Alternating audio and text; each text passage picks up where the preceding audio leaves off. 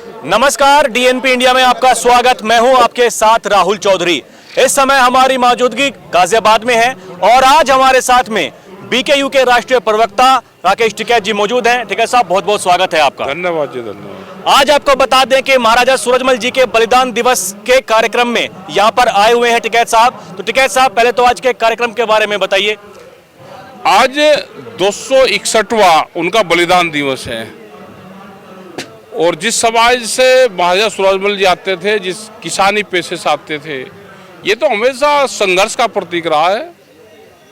तो उनसे प्रेरणा हमको सबको लेनी चाहिए, सच्चाई की लड़ाई लड़नी चाहिए, हारे हुए की मदद करनी चाहिए। भाई ये तो हारी हुई फौज के कमांडर थे ये तो।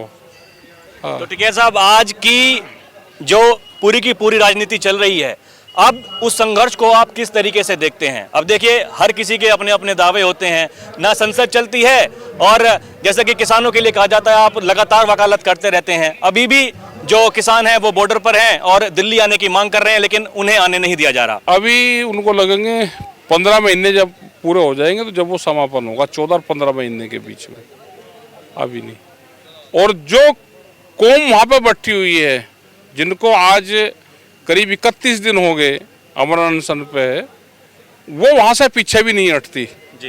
ये तो किसान बिरादरी है, जिस कौम से वो बैठे हुए हैं वो कौम शहीदी से पीछे नहीं हटती। उसके बाद में वे अगर शहीद होंगे तो दूसरा बैठेगा, दूसरा शहीद होगा तीसरा बैठेगा। ये बताइए, अब देखिए, हमने देखा शीतकालीन सत्र हुआ और कई मुद्दे निकल करके सामने आए। संसद में हमने देखा कि बाबा साहेब भीमराव अंबेडकर जी के अपमान की बात हुई और अपने अपने दावे किए जा रहे हैं। आपके हिसाब से किसके दावों में सच्चाई है? कौन सच कौन झूठ बोल रहा है? वे गलत बयानबाजी वहाँ पे हुई जी। बाबा साहब के बारे में उस तरह की बयानबाजी नहीं करनी चाहिए। बाबा साहब जिस कम्युनिटी से आते हैं और जिस कम्युनिटी को सरकार आगे ले जाना चाहती है, जो हिंदुत्व राष्ट्र की बात करते हैं, वे लोग आज बुद्धिज्म की तरफ जा रहे हैं। तो क्या ऐसे सिचुएशन पे उनके जो महापुरुष हैं उनके बारे में इस तरह की बात करनी चाहिए? तो इनको कोई हिंदू से, कोई मंदिर से कोई लगाव नहीं है। ये तो जिन मंदिरों में बलि प्रथा होती थी, ये तो उस खानदान के लोग आज सत्ता पर बैठ गए। पूंजीवाद इस देश पे हावी होगा, कुछ पूंजीवाद का गिरोह है, उन्होंने एक पॉलिटिकल पार्टी पे कब्जा करा और उस पॉलिटिकल पार्टी को आगे करके इस देश पे कब्जा कर लिया। तो पूंजीवाद का कब्जा है। क्या ये जो पार्टी है, ये अटल बिहारी वाजपेयी की विचारधारा की पार्टी है आज जिसकी सरकार है? नाम उनका है। क्या मुरली मनोहर जोशी की विचारधारा है? क्या लाल कृष्ण आडवाणी जिन्होंने बहुत काम इस पार्टी के लिए करा, क्या उसकी विचारधारा की है?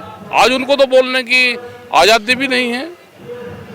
ये पूंजीपतियों का एक गिरोह है, उसने एक पार्टी पर कब्जा करा, ये उस पार्टी की सरकार है। आज देखिए, जाट समाज का कार्यक्रम है और देखिए, जो उपराष्ट्रपति हैं देश के, राज्यसभा के सभापति, विपक्ष उन्हीं के खिलाफ अविश्वास प्रस्ताव लेकर के आ गया। ये एक पूरा षड्यंत्र है। उनसे बयान दिलवाया गया सरकार से, वे उनके खिलाफ अविश्वास जा रहे थे पहले से ही किसी बात पे। उस टाइम पे बयान दिलवाया गया उनसे कि जब विपक्ष उनके खिलाफ वो देगा तो फिर हम कहेंगे जी ये जाट हैं और ये किसान की बात इसने करी। वो पूरा स्क्रिप्ट है, लिखी गई, पहले पिक्चर पहले लिखी जाती है, उसके बाद में उस पर काम होता है, रिलीज होती है, काम होता है फिर उस पर। अच्छा टिकैत साहब, ये और बताइए, देखिए संभल में हमने देखा अलग अलग मंदिर मिल रहे हैं, कभी लगातार खुदाई जारी है, वहाँ पर एएसआई की टीम भी आने वाली है। तो क्या कुछ आप कहना चाहेंगे? ये चुनाव के जो परिणाम आए उसके बाद में ये सब प्रक्रिया शुरू हो गई। ये तो और निकलेंगे, इसी में तोड़ जाएगा। भाई आप मंदिर की उसकी बात करते हो, आप कौन सी गाड़ी चलाते हो? कौन सी गाड़ी है आपके पास? मेरे पास तो है ही नहीं। नहीं नहीं, ऐसा नहीं है ना, आप मैं बताऊंगा ना, कोई भी गाड़ी आप कौन सी गाड़ी है?